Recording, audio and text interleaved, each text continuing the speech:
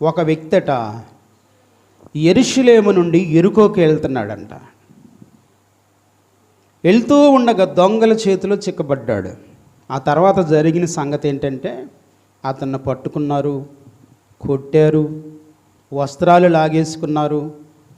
కొట్టిన తర్వాత కొర ప్రాణంతో విడిచి ఉన్నదంతా దోచుకున్నారు. దిగంబరిన చేసి ఆ నడి రోడ్డు మీద ఉన్న పక్కనే ఉన్న కందకంలోకి నెట్టేసి వెళ్ళిపోయారు. అప్పుడు ఒక యాజకుడు ఆ తోవను వెళ్తున్నాడంట. అతను చూసి పక్కగా వెళ్ళిపోయాడు. ఆయన ఎవరో యాజకుడు. రెండవది, లేవీయుడొకడు ఆ చోటుకు వచ్చి చూసి పక్కగా వెళ్ళిపోయాడు. అయితే ఒక సమరయుడు వచ్చి పడి ఉన్న చోటుకి వచ్చి చూసి జాలిపడి దగ్గరకు పోయి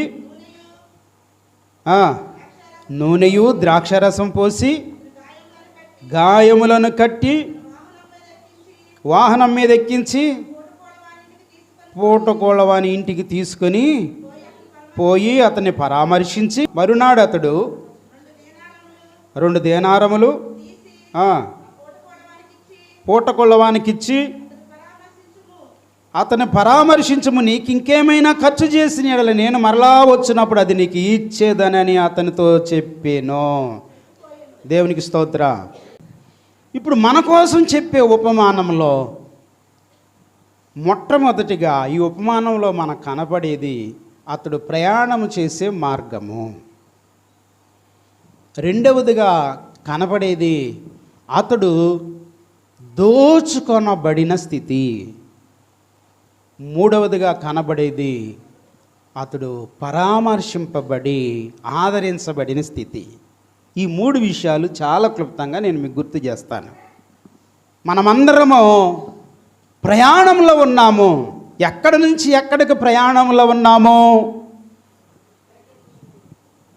అష్ట కష్టాలు పడి, ఇరుకులు ఇబ్బందులు పడుతూ, అనారోగ్య సమస్యలు ఎదుర్కొంటూ, అప్పు బాధలు ఎదుర్కొంటూ, శత్రు సమస్యలు ఎదుర్కొంటూ, అనేక రకాలైన శోధనలు ఎదుర్కొంటున్న మనమంతా భూలోకంలో నుండి భూలోకాన్ని విడిచి పరలోకం వెళ్ళడం కోసమై పరిశుద్ధమైన దేవుని నమ్ముకొని రక్షణ పొంది ఆయన రక్తంతో కడగబడిన మనము సంఘముగా సమకూర్చబడి దేవుని మందిరములో ఉన్నాం.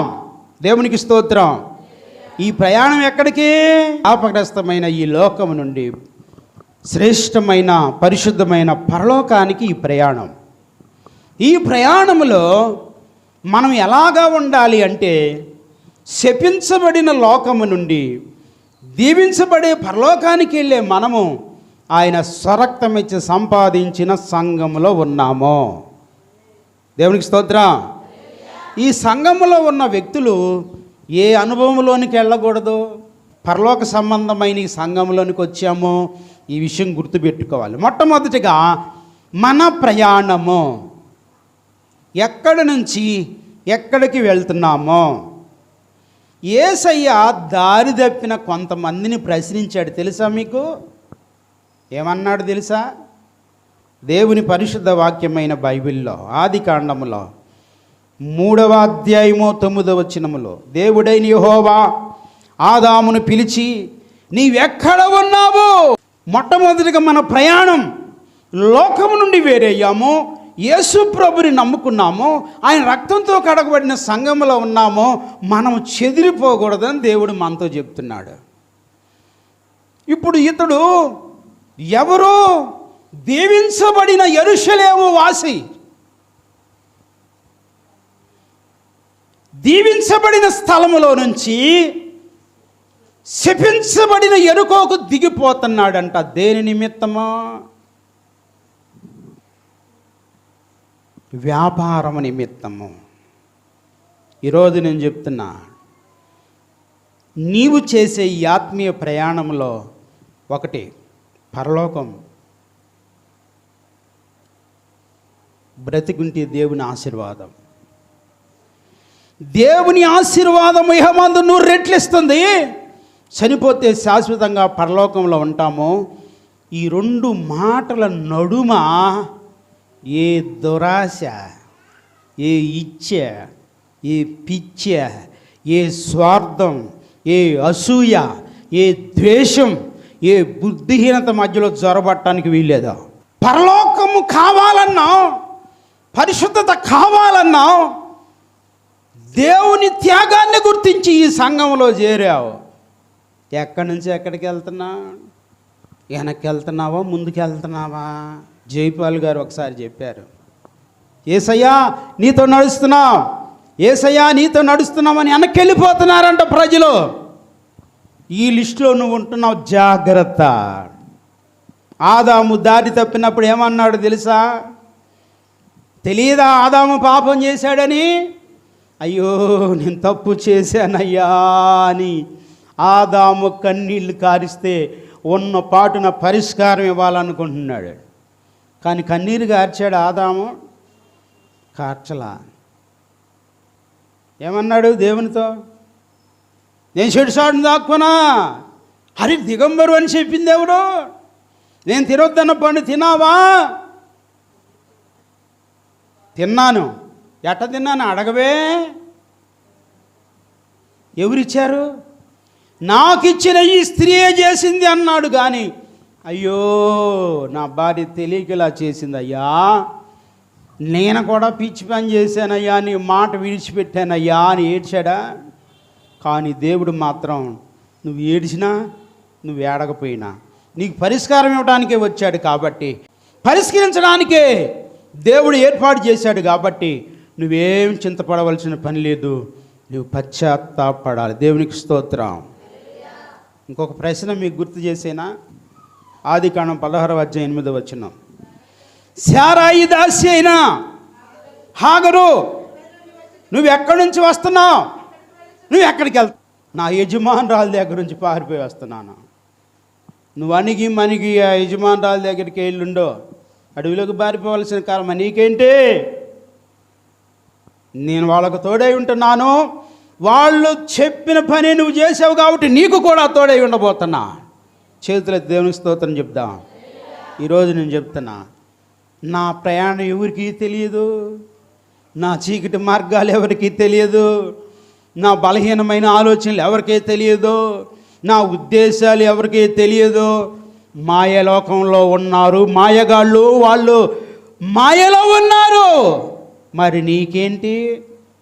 క్రీస్తు వెలుగులో ఉన్న నీవు కూడా అదే బాణీలో ఉంటున్నావా?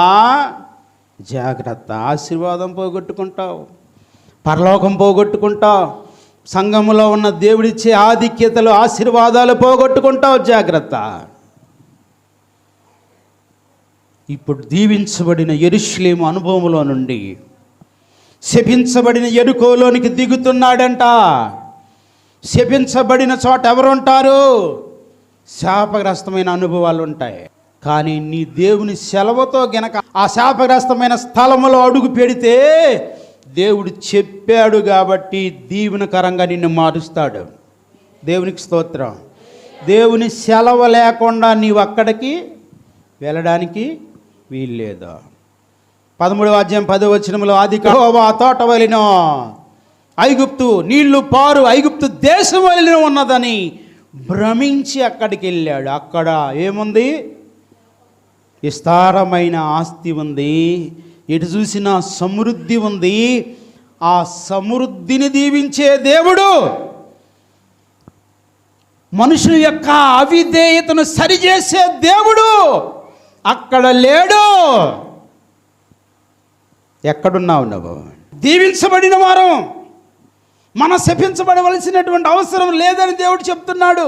మరి దీవించబడినోడు శపించబడిన స్థలంలోనికి వెళ్ళమని దేవుడు చెప్పాడా? అమ్మా నయోమి, అమ్మా నువ్వు ఇక్కడైతే నీకు సమృద్ధి లేదు కానీ ఎక్కడికి వెళ్ళు, మోయాబు వెళ్ళమ్మని చెప్పాడా? లోతన్నా నీవు సొదొమ గొమొర్రా వెళ్ళమని చెప్పాడా? గెహాజీ అన్నా నీవు ఆ నయమాను తీసుకెళ్తున్నాడు మొత్తం దోసుకోమని చెప్పాడా? ఇది ఏంటి? సొంత ఆలోచన, స్వార్థం, బుద్ధిహీనత, మతిహీనత.